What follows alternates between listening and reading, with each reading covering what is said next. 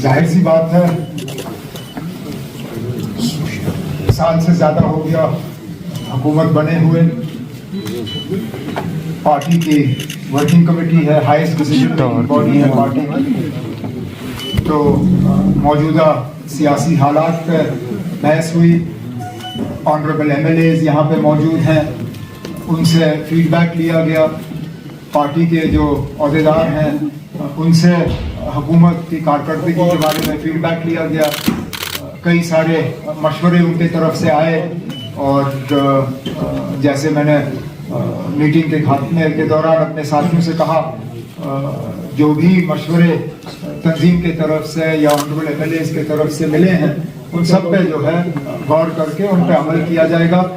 बड़गाम के हवाले से भी बात हुई और बड़गाम के नतीजों का भी जो है जायजा लिया गया। न सिर्फ बड़गाम का बल्कि बड़गाम के साथ नगरोटा में भी इलेक्शन हुए थे, दोनों का जो है जायजा लिया गया और जहां कहीं खामियां सामने आई हैं उनको जो दुरुस्त करने के लिए तंजीम की तरफ से फैसले लेने होंगे, वो फैसले आने वाले दिनों में लिए जाएंगे।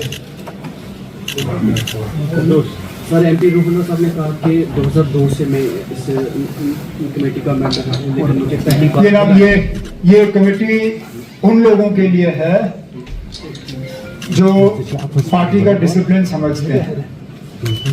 ये कमेटी उन लोगों के लिए है जो पार्टी क़यादत के साथ मीडिया के थ्रू बात करना पसंद नहीं करते।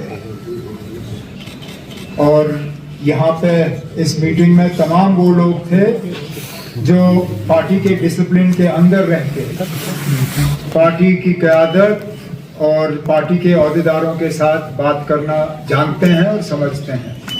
और मुझे हैरानगी इस बात की है कि उस शख्स का ज़्यादा फिक्र आपको है बनिस्बत के हमें।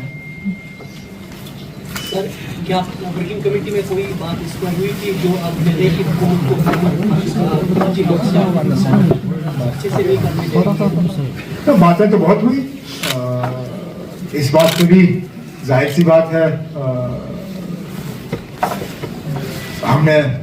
मैंने खुद और मेरे साथियों ने वर्किंग कमेटी को इस बात के बारे में बाखबर किया कि कितने सारे ऐसे इदारे हैं जिनका कंट्रोल इलेक्टेड गवर्नमेंट के पास होना चाहिए लेकिन नहीं है। मिसाल के तौर पर स्कीम्स में इतनी वैकेंसियां हैं, स्कीम्स के कामकाज को आज बहुत ज़्यादा नुकसान का सामना करना पड़ रहा है, लेकिन स्कीम्स की फाइलें जो है इलेक्टेड गवर्नमेंट के पास नहीं आती। स्कीम्स की मैनेजिंग कमेटी का चेयर जो है, जो चीफ मिनिस्टर होना चाहिए, वो नहीं है।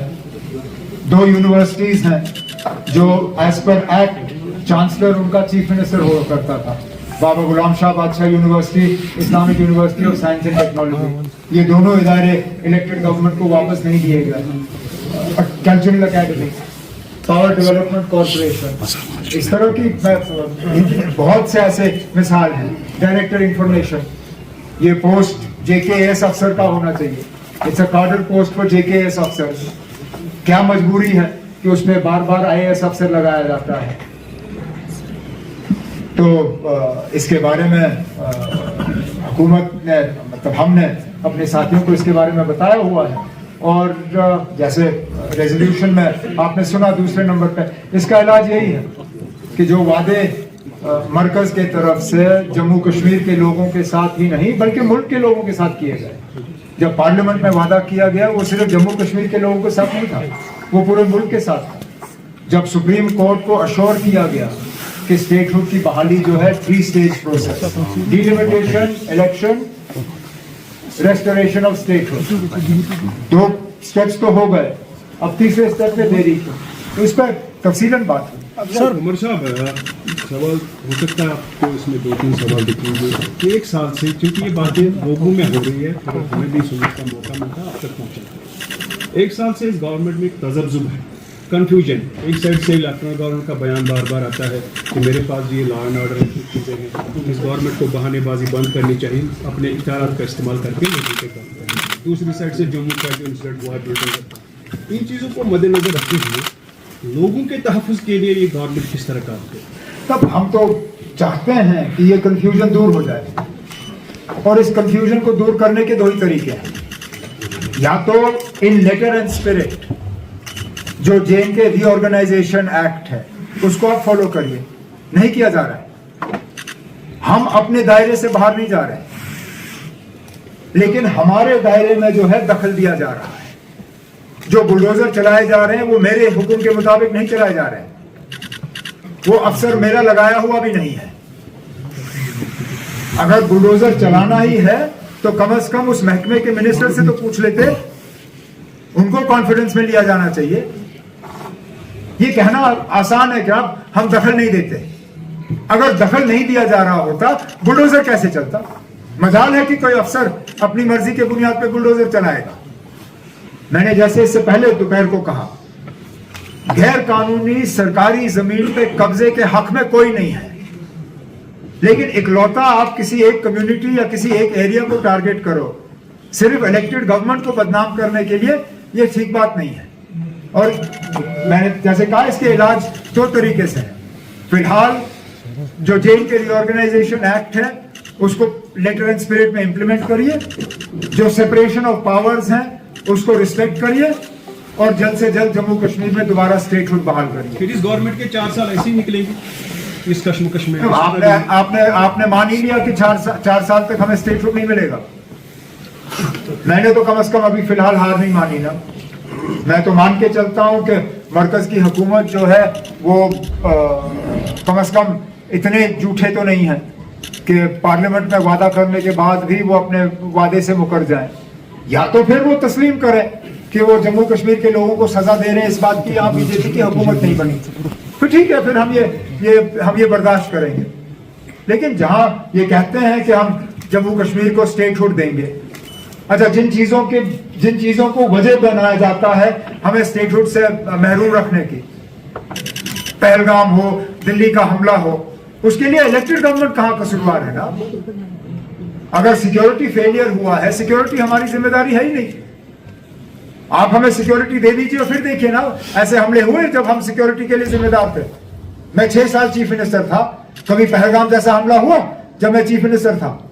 मैं 6 साल चीफ मिनिस्टर था, कभी दिल्ली जैसा हमला हुआ? आप हमें जिम्मेदारी दे दीजिए और फिर देखिए, अगर हम नाकामयाब रहे तो वापस ले लीजिए ना अपना स्टेट, पार्लियामेंट आपके पास है, आप दोबारा यूटी बनाइए। वो सब, लेकिन जो चीजें आपके हाथ में है, जैसे पावर में इशू क्या है ना? What is the issue in power? We want people to get good quality electricity at lower prices.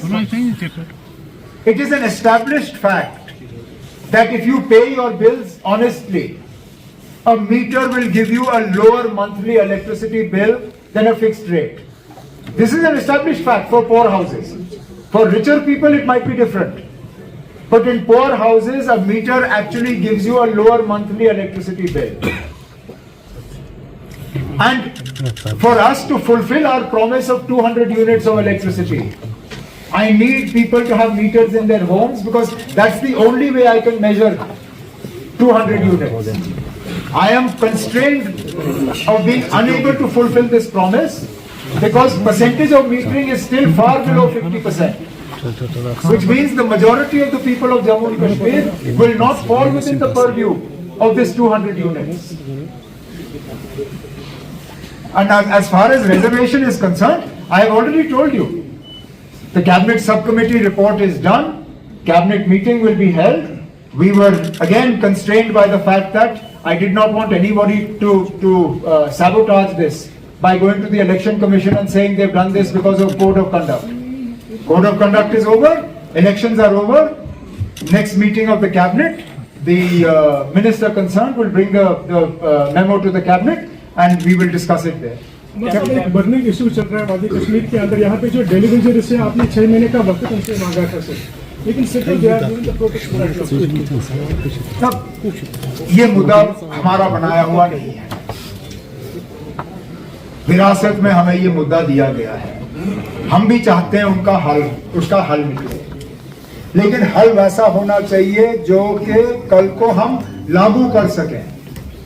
हमने डेली वेजर्स से वक्त मांगा है। इससे पहले किसी हुकूमत ने उनका कोई काम नहीं किया है। इससे पहले जो हुकूमत बनी थी 2015 में, उन्होंने झांसा देने के अलावा इनके लिए कुछ नहीं किया। जो लोग हमें अपना नेशनल कॉन्फ्रेंस को मंशूर याद दिलाते हैं, मैं उन्हें याद दिलाना चाहता हूं कि सबसे बड़ा धोखा मंशूर के साथ पीडीपी ने किया, जब उन्होंने 2014 में बीजेपी के खिलाफ वोट मांगे और फिर बीजेपी के साथ जाके हाथ मिलाया। हम लोग कम से कम वो हैं जो मंशूर में वादा करते हैं, चलिए वक्त लगे लेकिन हम अपने वादे पूरे करते हैं। हमने कहा था हम बीजेपी को बाहर रखेंगे, बीजेपी को बाहर रखा। हमने कहा हम असेंबली में रेजोल्यूशन लाएंगे, रेजोल्यूशन लाया। हमने कहा हम कैबिनेट में रेजोल्यूशन लाएंगे, लाया।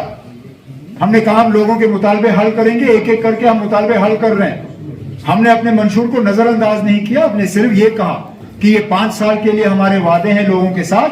आपने जब हमारी परफॉर्मेंस को नापना होगा, आप तब नापिए जब हमारा टर्म खत्म होगा। कैबिनेट एक्सपेंशन के लिए कोई डिसीजन यहाँ पर लिया गया, कोई बात हुई सर? जब